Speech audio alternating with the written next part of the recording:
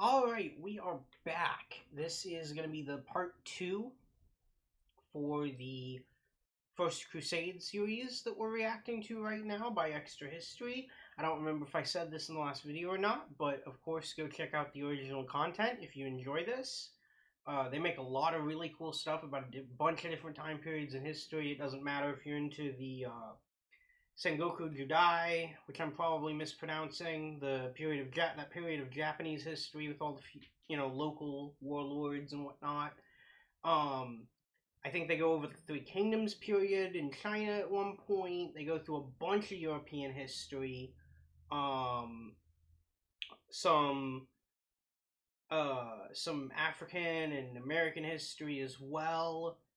I mean, there's all sorts of history stuff they go over, and I believe they even have a series about how the concept of money came to be. So they make all sorts of good stuff.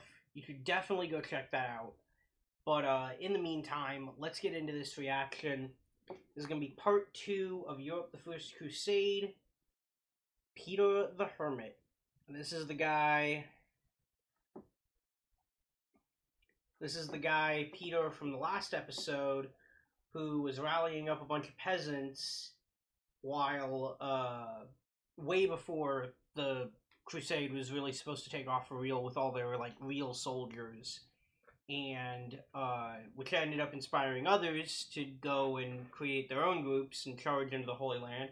And we saw how some of those other groups fared last time, which is to say, not well. So let's get into Peter's group now, who did better than the other two we went over last time. Yeah, I'm gonna leave it at that because they're gonna cover it here in a minute. But yeah, let's just say not much better, and we'll take it away from here. Last we left off, Count Emico's disastrous crusade had been smashed in Hungary, and the French contingent of peasant crusaders had been escorted under guard to Constantinople. Yep. Now it's time we return to Peter and his main force of peasant crusaders in Cologne. By the time Peter was ready to depart Cologne, he had amassed some 40,000 followers. Most of them were untrained and unarmed. A small handful of them were lesser knights. His host included... That's still... The fact that he managed to get that many people to follow him, even if it was just a bunch of commoners, it's actually pretty impressive that he had the charisma to rile up that many people, even if some of them were less than qualified, as he's about to talk about. Included women, children, and the elderly, and together they were gonna retake the Holy Land.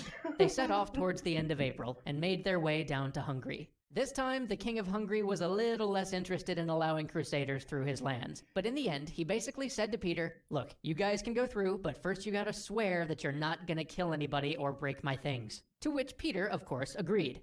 All was going well until the crusade arrived at the very town that the French expedition had looted while waiting at the Byzantine border. Some of the peasant crusaders got into a dispute with a merchant over a pair of shoes. This dispute became a brawl. This brawl became a riot. The riot then escalated into a battle.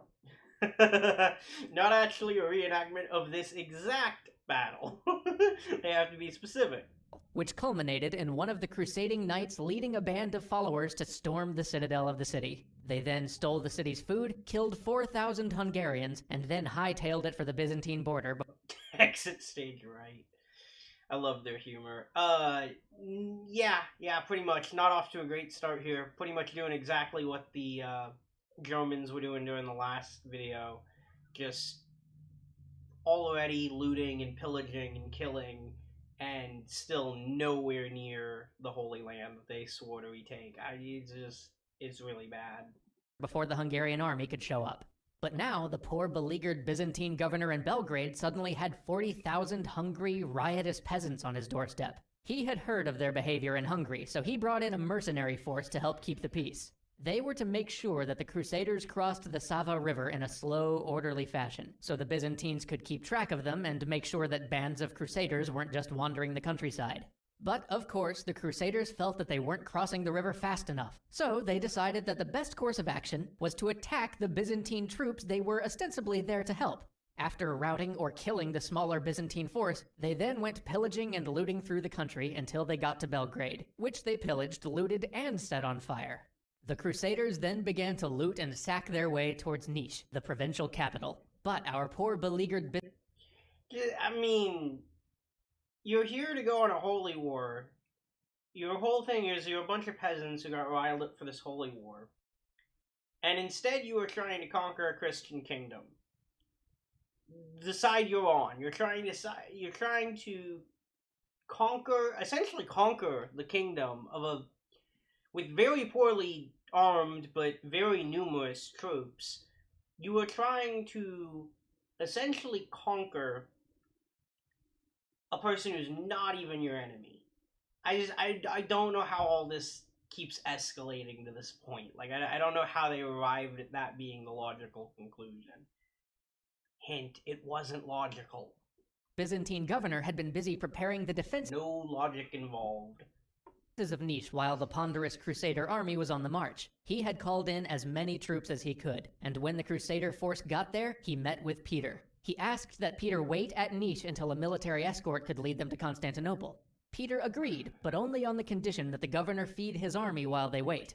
Now, 40,000 people is no small number to feed in medieval times, and soon the governor was faced with the choice of feeding the Crusaders or feeding his people. So the governor just told them to go. Just head for Constantinople and leave him alone. But some of the German contingent decided to burn down a mill on their way out, which... Germans again, man. Keep in mind, though, that they were, at this point in German history, there is a lot of warring going on. It's not... The Holy Roman Empire, and I don't think they're going to talk about this in this video, but it definitely comes up in... I don't even remember if that's a video by them, or if that's a video by Oversimplified, or who it was. But the Holy Roman Empire is not necessarily a traditional empire at this point. It's more of a contingent of of a lot of different city-states that are sort of in a loose alliance, but they're also constantly fighting each other as much as they're fighting anyone outside of that. So, burning down somebody who was your friends 5 minutes ago, burning down their cities and stuff is not new to these guys.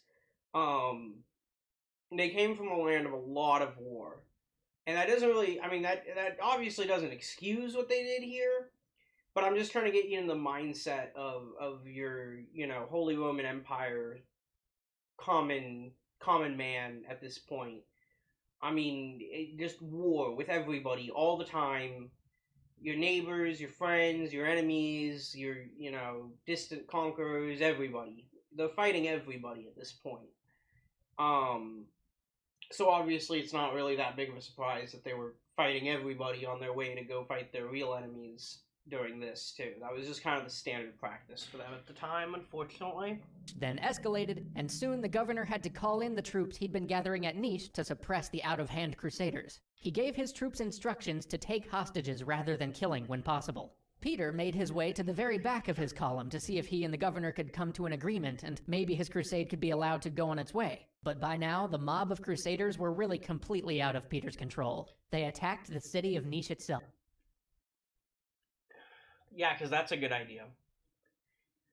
I think we talked about this last time, but attacking a well-fortified city of an actual empire is a lot different than just looting and pillaging, they did actually, to be fair, they did actually conquer that other city before, so they were probably cocky off that, but a small fortified city versus, 100 times the troops they had in, probably not 100 times, but probably a good 30 to 40 times as many troops. That can happen, but it's just not going to keep working for them like that if they keep pushing those same strategies. And, it's not like they had any kind of military command or anything to come up with any better ideas. So they were just kind of Zerg rushing everything. That was their only play. And yeah, at this point, Peter has completely lost control. Any semblance of him being a leader kind of goes out the window. He was the one who rallied them up and got them all together. But once they were marching, he basically lost control immediately. Like even before this point, he didn't really have that much influence. I mean, you saw him. Oh, I've got a nosebleed. No, cut. Okay, it wasn't serious, thankfully. That just has my nose looks in the. It's not even the side eye. Yeah, I guess it's just red. Oh well, whatever. What was I gonna say? I don't even remember what I was talking about. Something about Peter didn't really have control. From the moment they set out. I mean, realistically, as soon as he rallied them all up, he got them behind the cause, but then as soon as they set out to actually march, it was he'd completely lost control. Anyways, back to it. The garrison turned them away, but the defeated Crusaders just got a bigger mob together and attacked the walls of the city again. This time, our beleaguered Byzantine commander had had enough. He told his men to attack the Crusaders before they destroyed the provincial capital. The Crusaders were, of course, no match for trained, armed, and armored troops, and were decimated. Or I guess you could say quartered. Peter fled to the hills and hid, but by the time what remained of his army found him, a quarter of it was missing. Their supplies and money had also disappeared during the rout, and so the bedraggled band of beggars dragged itself to Constantinople, hungry, tired, and broke. There they met up with the French contingent that had left the west before them, and Peter, along with the leader of the French force, Walter Sonnevoix, were... At this point, Peter does kind of gain some semblance of control again, because everyone realizes, hey, we're idiots. This isn't working. Let's try going with that Peter guy again and see what he can do. But at this point, they'd already kind of screwed him by putting themselves in such a bad position that it was going to be difficult for him to get much out of the situation to rectify it. I think he did actually. I think they're about to cover this. I think he did actually manage to get them across into Jerusalem. Like, I think they did actually make it there, but it didn't go well for them there either, if I remember correctly. Summoned by the Emperor. Despite everything, the Emperor counseled them to wait for the real force of knights, which the Pope had assured him was on its way. But if they really wanted to go attack the Turks, he wasn't going to stop him. He would find some boats to ferry them across the Bosphorus. Of course, despite the warnings, the Crusaders wanted to cross into enemy territory. So after 5... I was about to say, part of it... Ooh, I hope that doesn't reactivate my nosebleed. The big thing is, like, they don't really have the food to just sit there and wait. Like, Constantinople wasn't going to be able to feed them forever. They were going to have to leave earlier than the real knights, and because they kind of locked themselves into this situation by leaving so early. If it had been a difference of like 2 or 3 weeks, it might have been doable, but it wasn't going to happen. Realistically, there was too much time. Too many supplies were needed. There was just no way they were going to be able to hold out. So they had to go pillage some stuff from the actual enemy finally, or they were just all gonna starve to death. So they didn't. He makes it sound simple, like oh well, they decided to charge right into danger anyway. But they'd kind of done that already. At this point, they didn't really have a choice. They kind of had to go. If they could find a fort or something that they could take and then hole up in, maybe they could make it till the real, reinforcements arrived. But they didn't really have much of an option of actually staying in Constantinople. That wasn't really a realistic option for them at this point. 5 days of feeding 30,000 unexpected guests, Crusaders wanted to cross into enemy territory. So after 5 days of feeding 30,000 unexpected guests, the Emperor assembled his boats and... Yeah, but even 5 days for 30,000 people you weren't expecting is a lot. That's a lot of food. That's a lot of food by today's standards. So imagine back then when they didn't have the agriculture production levels that we do now. You think about agriculture now, you can have a family-owned farm with like 5 or 6 workers, and you can produce acres and acres of food thanks to modern machinery and all that, and modern if I can speak correctly, modern fertilizers, modern insecticides and stuff like that. But they didn't have any of this back then. So they would have been feeding them essentially. I mean, most empires at this time, maybe they'd make a little bit more food than their entire population needed for a year, but it wouldn't be by a lot. So they'd eaten through to the point that they were probably gonna have to rely on imports this year for food. Like that's a lot of money. That's a lot of food. That's a lot of money for this time period. So even that 5 days would have set them back significantly. So like I said, there's no way they could have actually stayed, and it was probably never really an option of staying in the Byzantine Empire for that amount of time. It was pretty much just try to drag yourselves back home or go on ahead and see if you can't hold out until the real force gets there. And ferried them into Anatolia.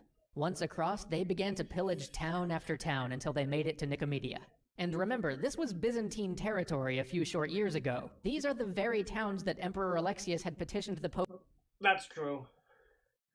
They were currently held by the people they were trying to free them from, but that's true. But like I said, I mean, supply-wise, they didn't have a choice. They were gonna have to do that, and yeah, I mean, it's not exactly the enemy territory yet, but they didn't really have, like I said, any options because the entire peasants' crusade would have just starved to death if they didn't. What they really needed to do at this point was find one fort they could take over and hole up in for about 6 months. But that would have been trouble in and of itself because, like I said, 30,000 people, that's a lot of mouths to feed for any amount of time. Even just 5 days can set, an empire's budget back a little bit. For a big empire like the Byzantines, they could probably handle the cost, but I mean, a couple of villages and maybe a fort town or two aren't going to have enough food on hand. And they're not. I mean, even if they pillage some money and stuff, there's not really going to be anywhere to buy it from.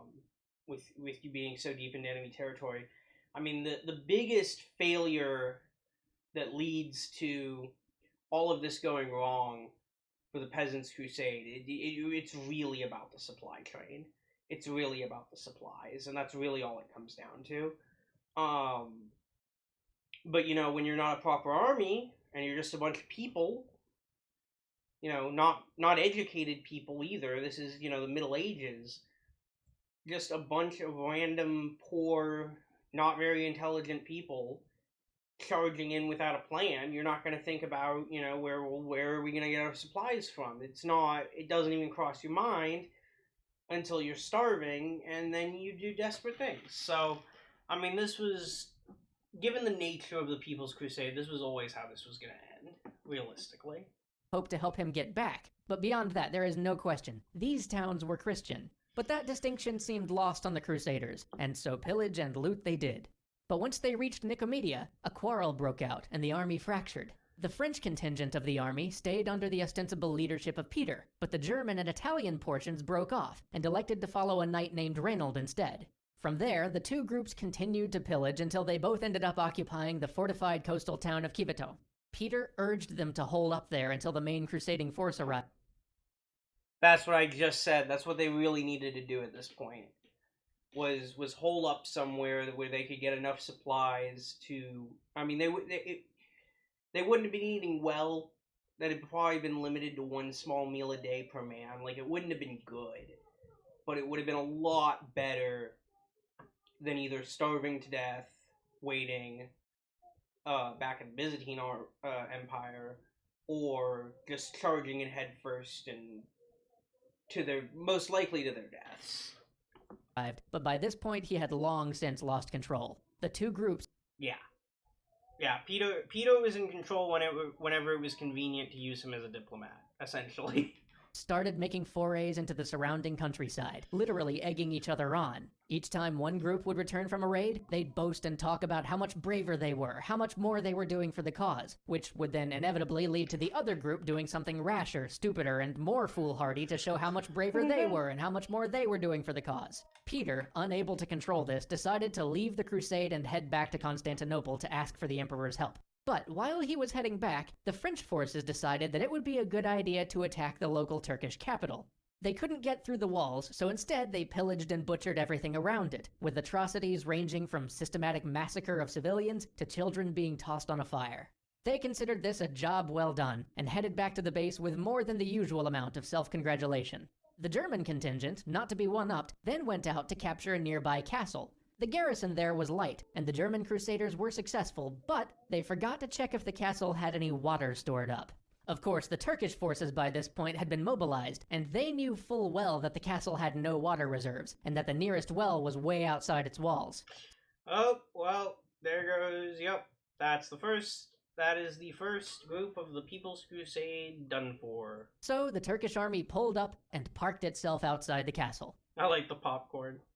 They're just like, whatever, you do you. We're gonna sit out here and wait, because you don't have any options. After a few days drinking the blood of donkeys and their own urine, the Crusaders surrendered. Upon surrender, the Turks demanded that the Crusaders either convert to Islam or be put to death. While many Crusaders refused to abandon their faith and were put to the sword, brave Sir Reynold, leader of the band, never a man to be outdone, surprised even the enemy commander when he not only offered to become a Muslim, but also offered to join the Turks and make war against the Christians if they'd spare his life. Meanwhile, word, probably intentionally spread by the Turks, filtered back to the French Crusaders that the German group had not only captured a castle, but actually captured the Turkish capital as well. An argument broke out in the camp. Some thought that they should wait for Peter to return, which he never would, while others thought that if they waited they'd miss out on all the good looting. Soon, the faction supporting looting won out, because of course it did. And every single... I was about to say, because of course it did. Because of course that's what got into people's heads. I'm glad I hesitated to say that, because he said it for me. Others thought that if they waited, they'd miss out on all the good looting. Soon, the faction supporting looting won out, because of course it did. And every single remaining crusader, about 20,000 of them, marched out of their base toward the capital, under the leadership of one Geoffrey Burrell. About 3 miles from the crusader base, in a narrow, wooded valley, the full might of the Turkish forces lay in wait. The disorganized crusaders, rushing up the road in an effort to make it to the capital in time for plunder, didn't even notice the trap. As a hail of arrows poured out of the woods, the crusaders began to rout almost immediately. Turkish horsemen thundered out of the woods, chasing down the crusaders almost to a man. Of the 40,000 peasant crusaders who had left Western Europe, only 3,000, following their brave leader Geoffrey Burrell, managed to flee fast enough to escape. Those 3,000... I can feel the sarcasm dripping from him calling him a brave leader. Although, to be fair, not nearly as badly as the dude who straight up switched religions in the middle of a religious war, in which he'd been granted amnesty to heaven and all that. Just was like, nope, I don't want to die. 1,000 managed to hole up in an old abandoned castle until the Byzantines came to rescue them. So let's just review the Crusade scorecard so far. Hungarian citizens killed? Thousands. Byzantine citizens killed? Also thousands. German Jews killed? Again, thousands. Crusaders killed? Tens of thousands. Christians killed? Tens of thousands. Turks killed? A few, most of them civilians. Massive economic disruption to the Eastern Roman Empire? Check. Eastern Roman forces who the Crusaders were supposed to be helping attacked? Check. Potential allies in Muslim territory ransacked? Check. And Holy Lands retaken? 0. Yep, and thus, none. the First Crusade began. Join us next time to find out what the barons have been doing during these shenanigans, see how the better-equipped barons and princes fare against the Turks, and watch the First Crusade actually begin. Yeah, the funny part is, all this is a prelude. This is just a bunch of civilians running around with swords and hoes and spears and pretending to be an army. Like, most of these people didn't even have proper weapons, and most of them who did weren't, that well equipped otherwise. I mean, maybe a few people had proper armor and whatnot, like he was saying before. A few of them were ex-soldiers or whatever, but for the most part, it was just no. It was just a sad attempt to get involved, and it didn't go very well. That's all for this video. I will be covering the other parts of this throughout the week. I will have to edit this, unfortunately. I don't know if y'all can tell. Most of you probably can. But for those who couldn't tell, I haven't really been editing my videos up until this point. But I'm going to have to edit this one because of that little hiatus in the middle. But, it's all good. I will see y'all again next time. The next one we do, by the time this one gets released, the next one we do might be another reaction to Offending Everybody. I don't know what my exact schedule is yet. I'll be figuring that out later today and tomorrow morning. But yeah, this is we will continue this within the next couple of days. So stick around to see the end of this. Still got 4 more parts to go through, I believe. And I hope to see y'all next time. If y'all enjoyed, leave a like. If y'all want to come back and see the rest of it, drop a subscribe. That would be super appreciated. You can always take it back later. And yeah, that's all I got for this time. So peace.